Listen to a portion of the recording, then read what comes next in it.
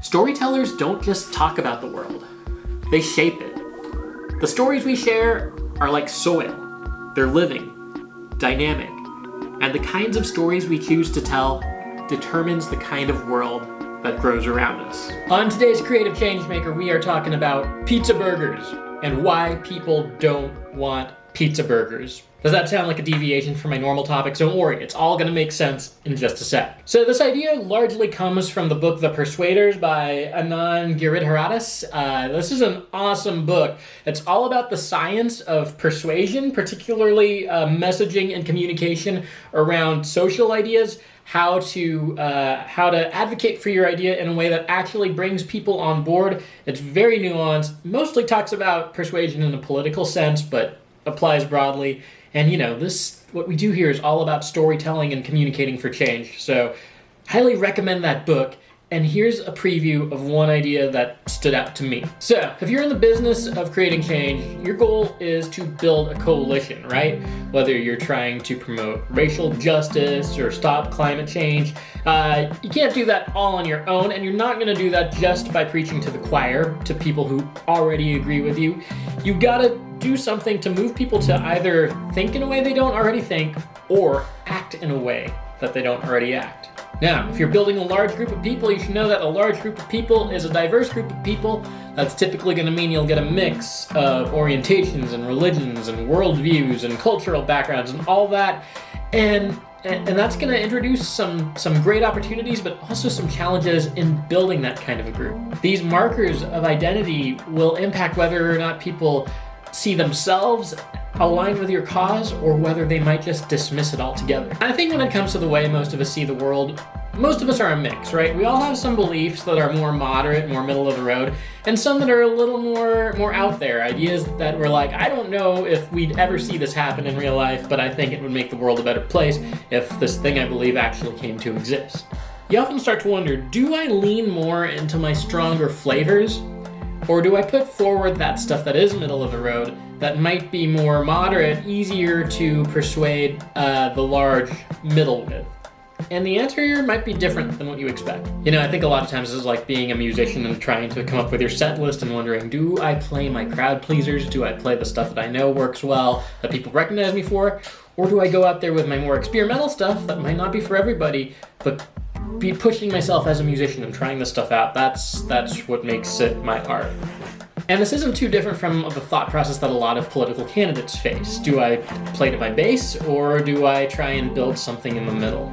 But this framework works a lot more differently than we might expect. Let me create a hypothetical scenario. Let's say you're a communications director of a nonprofit in San Agustin, New Mexico. I just had to Google to make sure that my fictional city was in fact fictional, and it is. I think there's some like open plains or state parks by that name, but no cities. So let's say that Good Neighbor San Agustin, I named your organization by the way, hope that's cool. Let's say that the work you do is about eradicating poverty and homelessness in San Agustin. After doing this work for years, it becomes so obvious to you that the overlap between immigration and poverty in San Agustin is so strong that you really can't address one without the other. You figure this out, and a lot of the practical program stuff that Good Neighbor San Agustin does is related to immigration issues. You do food aid at the border, asylum assistance, immigrant outreach, job placement, and so on. And you've even found that advocacy for migration-related causes goes hand in hand with your overall mission. You want to aim to persuade lawmakers to create more humane systems around the migration process. Now let's say your donor base is made up of a large range of people, because a lot of different people are attracted to the idea of eliminating poverty. And it's pretty reflective of New Mexico, maybe more progressive than not, but still you've got large and influential conservative patches throughout the population, some of which have a very strong sense of input into your work. And now you realize these folks donate quite a lot so you can keep doing what you're doing, and you need that in order to keep reaching out to people. But if you hit the notes about migration too hard, you run the risk of turning them away. At the same time, though, downplaying your migration work is not necessarily the obvious, easy choice as well. You've got this young energy around migration building up in San Agustin, and the young people in your community are very much on board with the work you're doing to reach out to the migrant community. You found that whenever stuff happens at the border, there's a huge surge of interest in organizations that deal with migration, and this could include yours if you talked about it more. So in your position as communications director of Good Neighbor San Agustin, you're probably torn. Do I try and do the migration stuff more quietly and position us as a poverty organization? Or do I come forward and show how we are defenders of migrant justice and double down on that stance? Now, there's a wide variety of ways to approach this, but I just want to shine a light on the fact that the safe approach isn't always as safe as you might think it is. What I think most people try and do is get a sense of where the two opposite ends are and try and stake out some ground in the middle. Try and appeal to the moderate. The idea is that while you're here, you might catch the most amount of people and you can show an ability to empathize with both sides while being flexible with your own stance. And here's the problem with that. There aren't as many moderates as you think. So yes, people generally hold more nuanced views and opinions than what public polls capture. But let's just say on any given issue, the splits are like 30% of the population is pro whatever, 30% of the population is anti whatever, and then you've got, 40% left in the middle, and we tend to think, okay, those 40% of people are the moderates, the in-betweens, who can maybe be persuaded via the tug of war. My guess is maybe only about 10% of people are there. And that leaves 30% of people who aren't so much moderate as they are either disengaged or uninformed, like they've never thought about this topic before. Now if they were presented with the issue in kind of a novel way that seemed fresh and important, that just might change the way that looks. And this is really a dynamic you've seen in movements from LGBT movements to civil rights. It's not just about thinking you have to out-convince the other side, but really get a part of the population that's been disengaged to suddenly see the issue as one of importance to them. But the mistake a lot of people make is, instead of coming up with a compelling case for a belief that's truly theirs and matches what they do, they try and water down that message in a flawed attempt to appease both sides. And what you actually get is flavorless, like a pizza burger. Okay, now that I come to think of it, a pizza burger probably isn't flavorless, but it's like flavor confused. That analogy comes right out of the Persuaders, by the way, because it's like, in an effort to appease both sides, you end up appealing to nobody. The analogy is like of a restaurant that has this awesome downtown space, but can't decide whether it wants to be a pizza restaurant or a burger restaurant, and they end up just selling pizza burgers, and instead of getting the folks who are walking around craving pizzas or walking around craving burgers, nobody walks around craving a pizza burger. The more I talk about pizza burgers, the more I think there are probably some chefs who could make something based on that idea and actually execute it fantastically. But even then, that's not a thing that you're familiar with enough to walk around craving.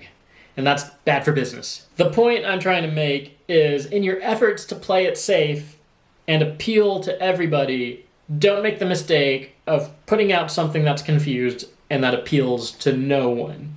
However, if you put out something that is sincere and fresh and from the heart, you just might tap into something with a crowd that has been previously disengaged, but it has the potential to be deeply curious and invested in what you're doing. This crowd, and you know what? This crowd is always bigger than we assume. One of the ideas Steve Jobs is kind of famous for is his idea that the customer doesn't actually know what they want. Like, nobody really was walking around in the early 2000s saying, like, I wish my computer was something that could go into my pocket, until the iPhone really made that the case and just changed the way we do a lot of things. Our world likes to play it safe. It's kind of human nature to just try and make things that look like things that already exist, to make another phone that looks like the phone that we see out there. But if you want change, and if you want change to the scale that you probably want to see if you're watching a thing like Creative Changemaker, then you've got to bring something to the table that people haven't seen before, that reignites their imagination and makes them see things that previously looked impossible. I'm not saying you always need to take the most extreme position and contribute to an already pretty polarized world here, but if you take an honest position, you'll probably tap into a strong flavor. A flavor that's also quite appetizing. Now don't get me wrong, it'll probably turn some folks off, it won't please everybody, but I think it'll interest enough people and whet the appetite of people who had never thought about it before. And you never know what's possible. Good Neighbor San Agustin might be this vital voice in making a generous but traditional crowd suddenly invested in migration matters. Maybe it helps an emerging activist with a ton of energy realize the intersections between things like migration and poverty. And you can have those conversations once people are in the door. There's actually a little bit more to the pizza burger analogy, and this one's not from the Persuaders, this is just me riffing, but I've had a cheeseburger pizza, and I've had a few. Some are mediocre, but some are actually quite good. But you know what? It was served at a pizza joint. I came in there knowing that I wanted pizza, and then I was introduced to the cheeseburger pizza, which integrated these two things and made me realize, you actually can have both. But it first appealed to what I was looking for. And if you've ever seen The Bear, I mean, there you have an Italian beef restaurant where people can go in and maybe find sea bass on the menu or a place to throw their bachelor party. Just throwing that out there. Anyway, that's it for today's Creative Changemaker. Go read The Persuaders and watch The Bear. See you soon.